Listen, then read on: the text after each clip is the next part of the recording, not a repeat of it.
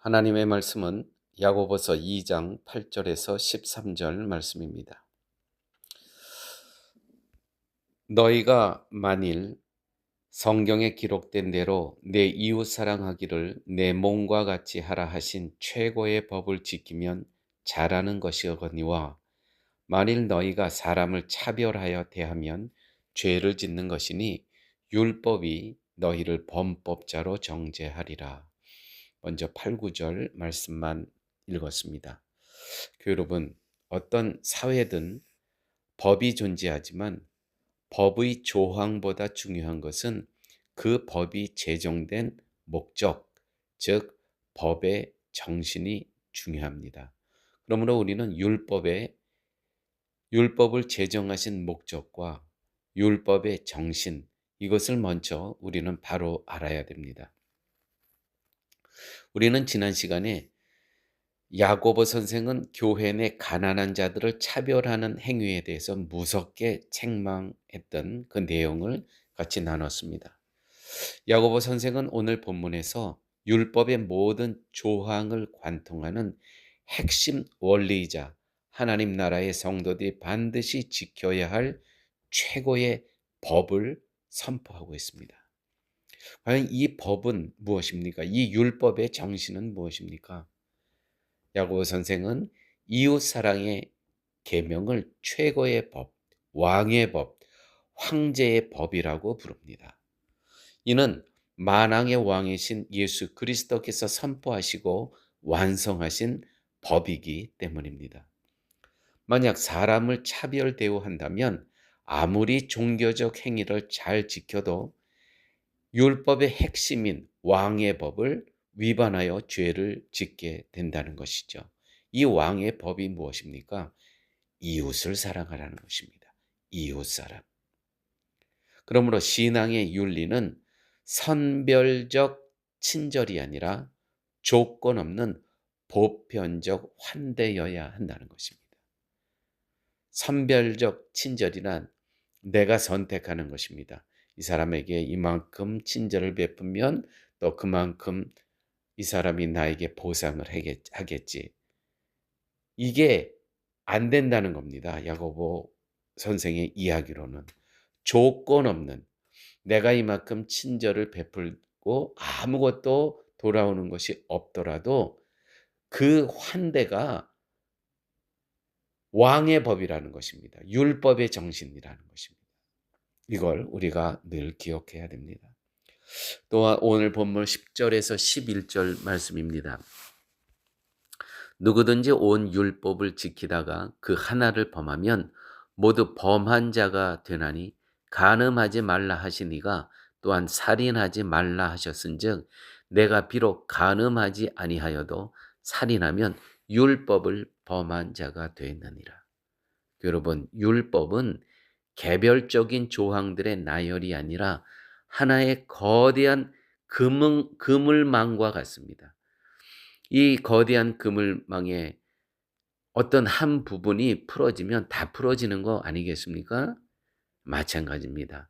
간음하지 않았더라도 살인을 했다면 율법 전체를 범한 자가 된다는 것이죠. 이와 같이 부자에게만 아첨하고 가난한 자를 차별하는 행동은 십계명의 한 조항을 어긴 가벼운 실수가 아니라 율법을 주신 입법자가 누굽니까? 하나님이시죠. 율법을 주신 하나님의 권위를 전면으로 거부한 행위가 된다는 것입니다. 우리는 나는 요것은 내가 지키지만 요것은 내가 지키지 못하더라도 하나님께서 이해해 주시겠지. 그게 아니고요. 그물망과 같다는 겁니다. 어떤 한 곳이 풀어지면 그 그물 전체가 못 쓰게 된다는 것입니다. 그게 바로 율법 정신이라는 것이죠. 또한 오늘 12절에서 13절 말씀 이런 내용입니다. 너희는 자유의 율법대로 심판받을 자처럼 말도 하고 행하기도 하라. 긍휼을 행하지 않은 자에게는 긍휼 없는 심판이 있으리라. 긍휼은 심판을 이기고 자랑 안 하니라. 다시 한번 긍휼은 심판을 이기고 자랑하느니라. 무슨 말씀입니까? 이건 정말 긍휼의 역설입니다.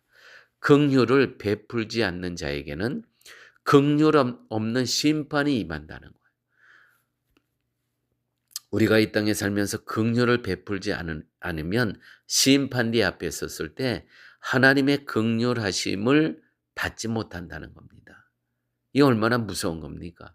그러나 이웃에게 긍휼을 베푼 자는 하나님의 심판 앞에서도 두려워하지 않고 승리의 미소를 지을 수 있다는 것이죠. 왜요? 내가 긍휼을 베풀었기에 십자가에 예수 그리스도의 그 긍휼하심, 그 긍휼하심을 힘이 있고 내가 이 땅에서 긍휼의 삶을 살아갈 때 심판 앞에서 하나님의 긍휼하심을 잊게 된다는 내용입니다. 여러분, 우리가 오늘 말씀을 갖고 삶 속에서 적용하기를 원합니다. 나는 11조도 하고 예배도 안 빠졌으니 괜찮다는 종교적 안일함에 빠지시면 안 됩니다. 내 곁에 있는 지체와 이웃을 사랑하지 않는다면 율법의 가장 큰 정신을 어기고 있다는 것입니다. 그러므로 오늘 하루의 삶 가운데서도 나는 내 이웃을 어떻게 대하며 어떤 긍휼함을 갖고 그들을 섬겼는지 여러분 오늘 말씀을 통해서 내 자신을 잘 점검하시는 시간이 되시길 바랍니다. 또한 내가 대접받을 수 있는 사람, 나에게 이익이 되는 사람만 선별하여 사랑하는 것은 그리스도의 법이 아닙니다. 율법의 정신이 아닙니다. 나에게 아무것도 되돌려 줄 수 없는 연약한 이들에게 긍휼을 베풀라는 것입니다. 우리는 나에게 돌아올 것이 없는 사람을 긍휼히 여기는 경우가 극히 드뭅니다. 무엇인가 우리는 기대하고 바라고 긍휼을 베풀고 있지는 않습니까? 우리는 오늘 말씀을 통해서 왕의 법, 그리스도의 법은 율법의 정신은 나에게 아무것도 되돌려 줄 수 없는 그 연약한 사람 이들에게 긍휼을 베풀 수 있는 것. 이것이 진정 그리스도의 정신으로 살아간다는 것입니다. 또한 우리가 지옥의 심판을 피할 수 있었던 유일한 이유는 하나님의 긍휼하심 때문 아닙니까?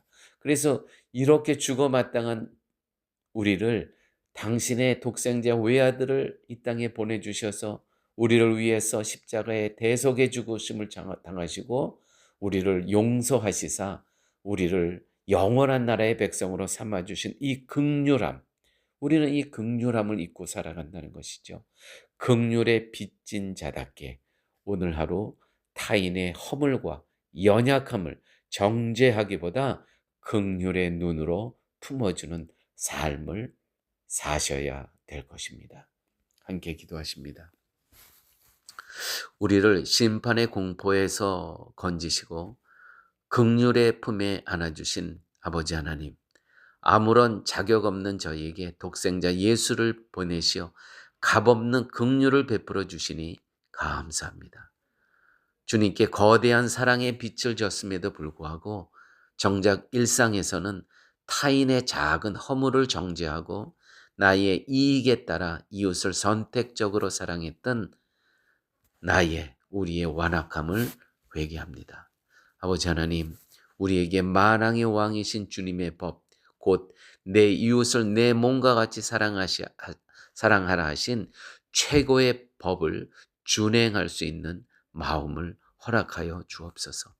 형식적인 종교 생활로 우리의 불순종을 합리화하지 않게 하시고 참된 자유인답게 사랑과 순종의 자리에 서게 하옵소서. 장차 주님의 심판대 앞에 설 자처럼 두렵고 떨림으로 말과 행동을 삼가게 하시되 오늘 만나는 모든 이들에게 주님의 보여주신 그 긍휼을 십자가의 은혜를 흘려 보내게 하옵소서. 그리하여 우리의 삶이 심판을 이기고 자랑스럽게 승리하는 긍휼의 증거가 되게 하여 주시옵소서. 우리를 죽기까지 사랑하사 율법의 완성이 되신 예수 그리스도의 이름으로 기도드렸습니다. 아멘.